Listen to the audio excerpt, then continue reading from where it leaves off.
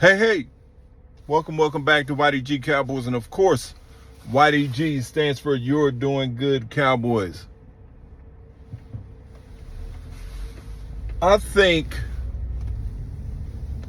Dak Prescott's camp was probably the best negotiating team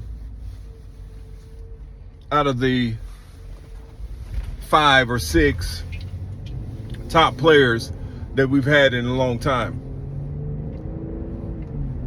Here's why. And make sure you like, share, and subscribe, guys. Like, share, and subscribe. Thank you for building my channel.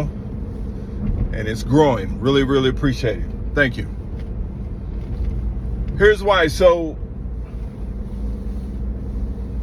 and guys, I'm gonna be honest with you.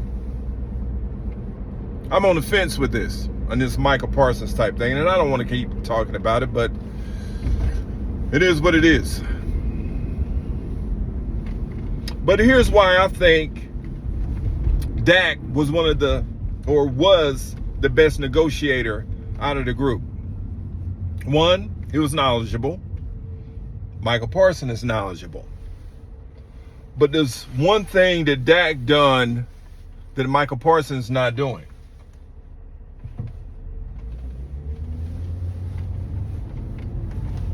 He's practicing.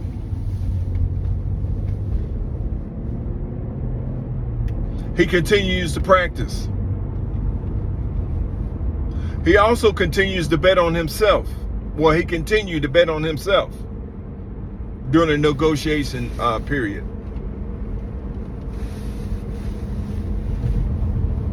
He didn't fall for media antics.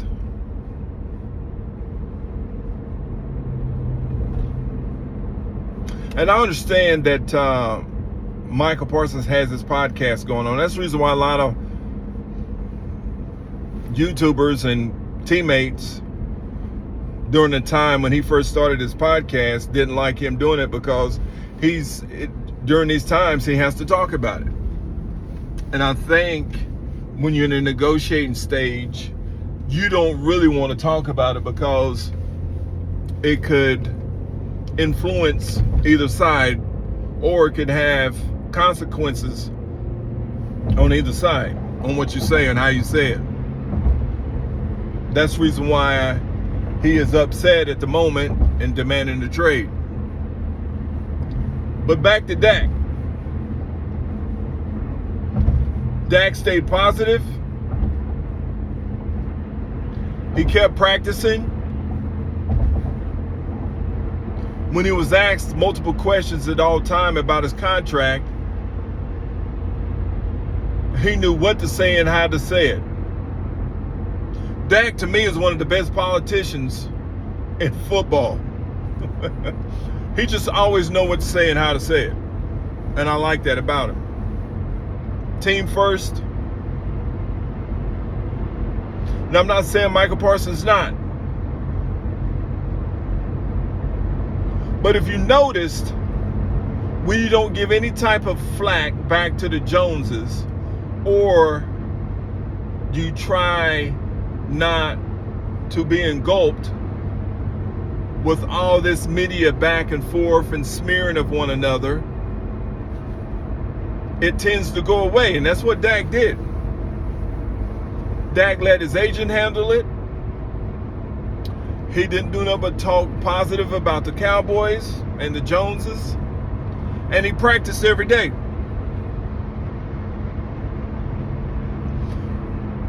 Thus, making the Joneses look bad. Making them the enemy out of the two sides. I'm just, think about it. Dak stayed positive. Continued to practice.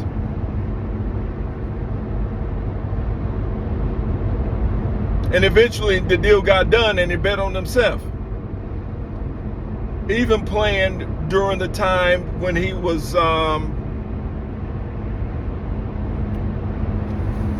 tagged.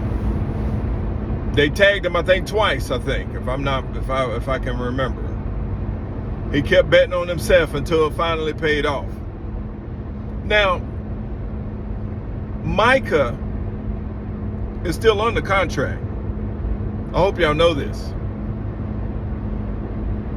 Micah still has, I think, 1 or 2 years left on his contract, or at least one of $24 million.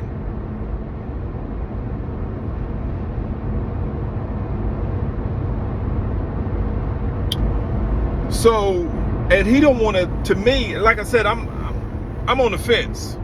I'm not going to side with either one of them because, yes, the Joneses need to pay him. He's well deserving of it. He is one of the top players in the league. So I get it. But he knew, and you know, even us fans know how the Joneses operate. They like to drag things on because of the media attention that they get. It keeps the name, the brand. It keeps it in the media. It keeps things going. So they like to drag their foot a little bit. Do a little bit of smear tactics. And Micah should know this already. I mean, what happened with Dak, happened with Dez, who I want to talk about in a few minutes, DeMarcus Lawrence, Ezekiel Elliott with the Zeke Who, CeeDee Lamb. They know this is coming. Why play along, right?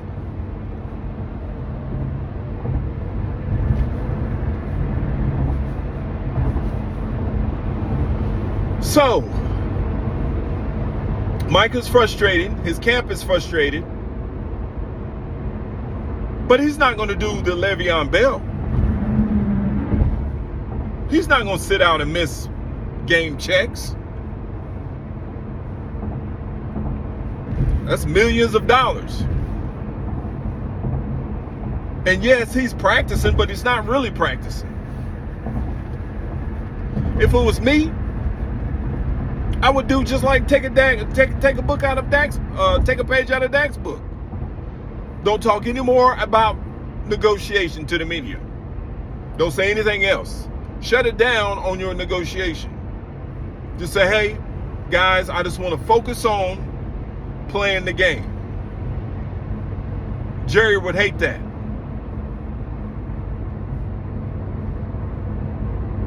Or you can talk to my agent about it. Jerry would hate that as well. And practice. Because CeeDee said it himself. When you practicing and during camp, you still got to learn how to fall.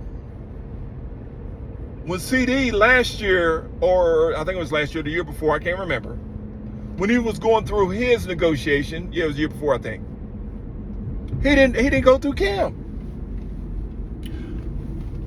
That's the reasons why his shoulders were bruised during the season. He was having a little minor pains and aches.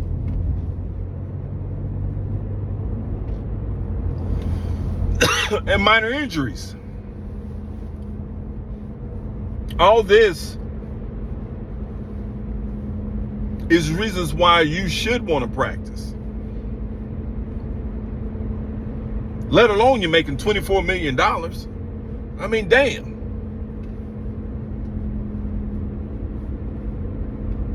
Shit, I'd practice for 1% of that.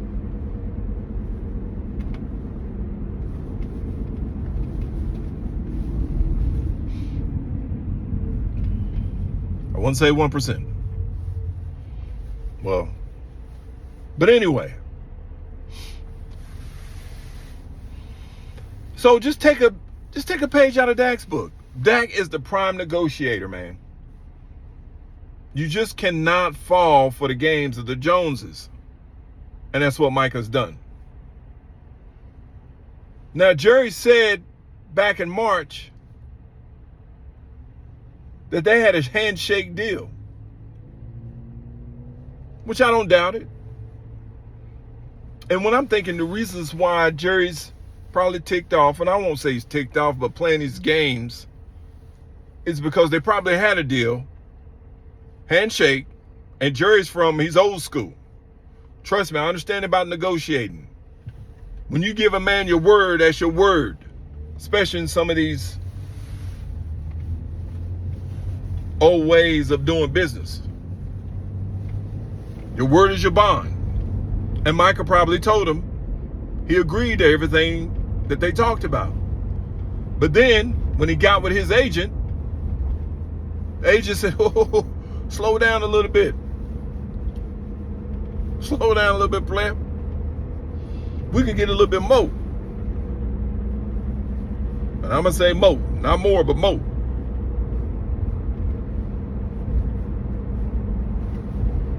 Let's wait till these other players get signed. And that's what happened. So when Jerry says, hey, I thought we had a deal, Micah's agent said, oh, no, you don't.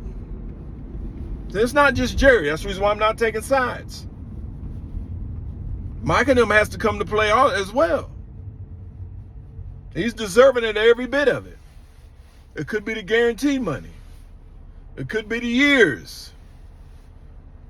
It could be not wanting a trade clause. It could be a lot of things.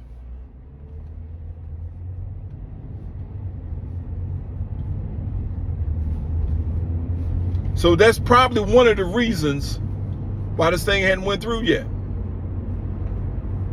Guys, make sure you like, share, subscribe. Leave your comments on this. Like I said, I'm on the fence. You can tell me what side you're on. You're on Micah's side or Jerry's side. Let's just start a poll. Type in 11 if you're on Micah's side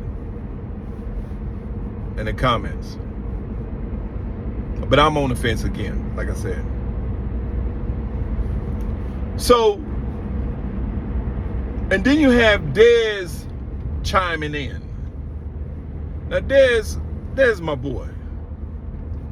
You know, we threw up the eggs for him. You know, Dez is all about, Dez ain't one of those guys where he ain't gonna do a lot of talking. He's gonna show a lot of it on the field. That's one thing I liked about Dez. Whatever he tell you he's gonna do it. And Dez was a hard-ass worker. He ain't believe in taking time off. That's why I rock his jersey. He don't believe in that. And no one was better than him when he's on that field. That's the mentality Dez had. Not saying that, that's just what it was. But Dez chimes in and tells, because Jerry said in a statement in the interview that even when during his negotiation with Rockefeller, I think it's what the name of Jay-Z's agency, Jay-Z said he would make sure that Dez went to every meeting on time,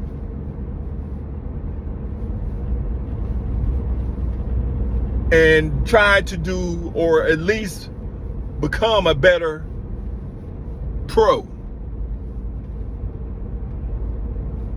And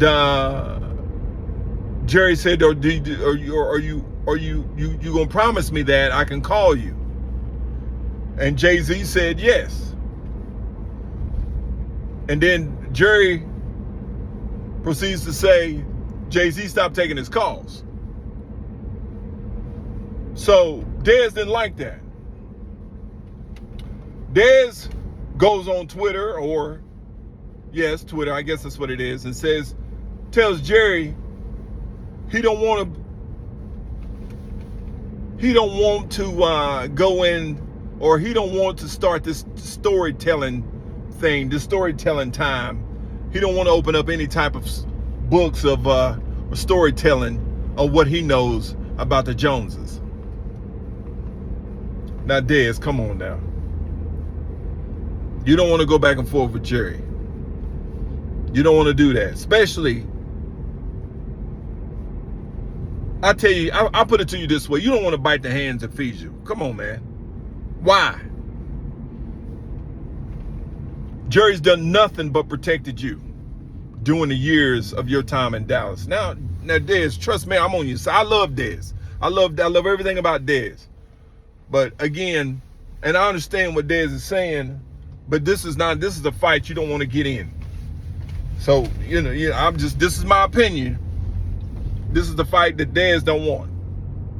Especially dealing with a billionaire on how they want to do their own business. Again, I'm not taking sides, but it is what it is.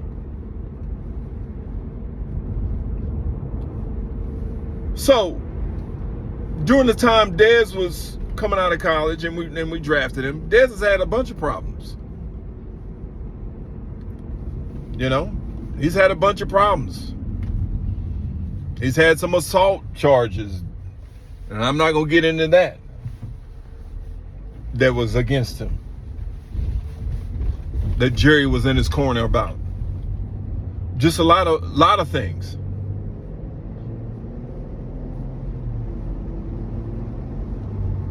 But that's just not a fight Dez want to, like I said, he needs to leave that alone. So I'm just saying, guys, if it was me, I would go ahead and practice, because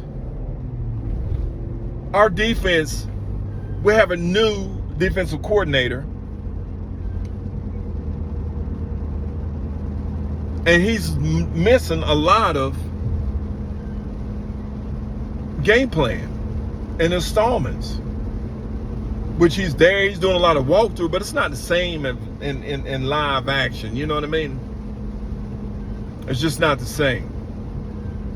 Now, we have the Rams today in practice out in Oxnard, but they still can't tackle to the ground. So it's going to be a lot of 11 on 11 and 9 on 7 drills. Maybe a few one-on-ones. So that's taking place with the LA Rams today. And we got a preseason game on Saturday, so you got to be excited about that, guys. I just want to come in today and share my thoughts. It's a tricky one. Very sensitive. I just think the Cowboys can go ahead and get it done, and I think they will. That's the reason why I think they'll have it done before our game in September. And they might even have it done within a week or so. So, again, I'm on the fence. But if you're on Micah's side, comment 11. Put 11 down in the chat. Hope everybody's well. Y'all have a great day. Make sure you like, share, and subscribe. All my YDG Nation, stand up. Cowboy Nation, stand up. Talk to you soon. Peace.